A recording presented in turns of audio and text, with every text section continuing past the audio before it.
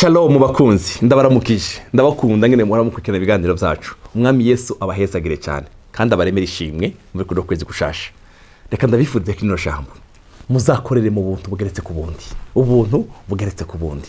Icya kabiri, uzimenyereze kudeklara, kuvuga, kwatura ijambo ry'ubuntu uko vyose.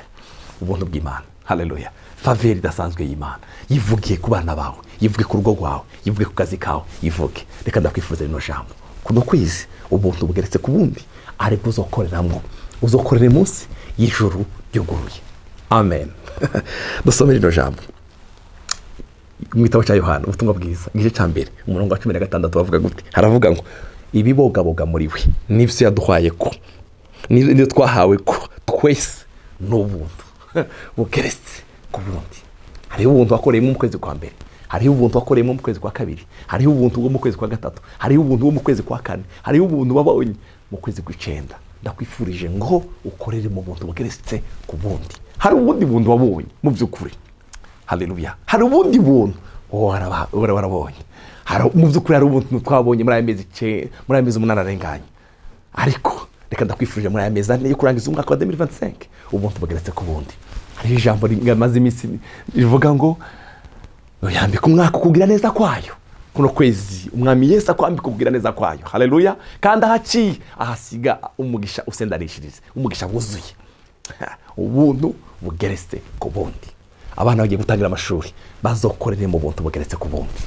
Uradandaza ubuntu bugeretse ku bundi. Uri muri ministry, uri umukozi w'Imana, ubuntu bugeretse ku bundi.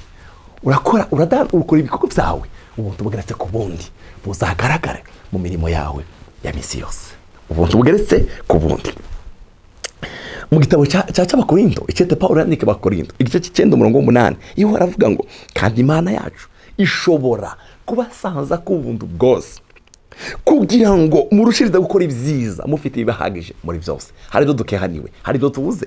Ariko reka deklara ino jambo. Hariho ubuntu bw'Imana bushobora kuguha icuma z'imyaka, icuma z'amezi warabuze. Hariho ubuntu bw'Imana, ubuntu bugeretse ku bundi.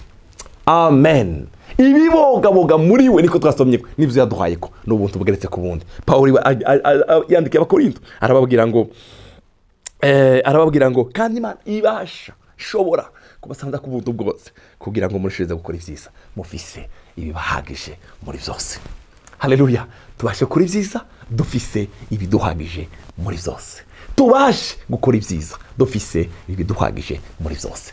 Umwami Yesu aguheze ibyo maze igihe kirekire wifuza mu buzima bwawe.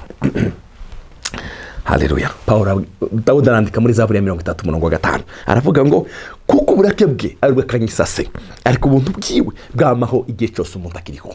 Ubuntu bwiwe bwamaho igihe cyose umuntu akiriho. Ukurira korarira umuntu nijoro ariko mu gitondo impundu zikavuga. Ubuntu bwiwe bwamaho igihe cyose umuntu akiriho.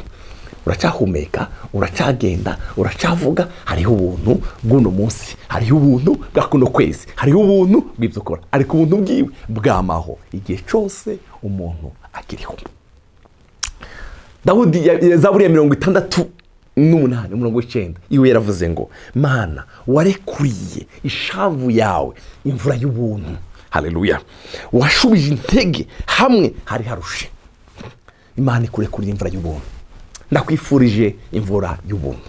Ubuntu bw'Imana bwiyongeranye ku buzima bwawe. Imana ikurekurire imvura y'ubuntu.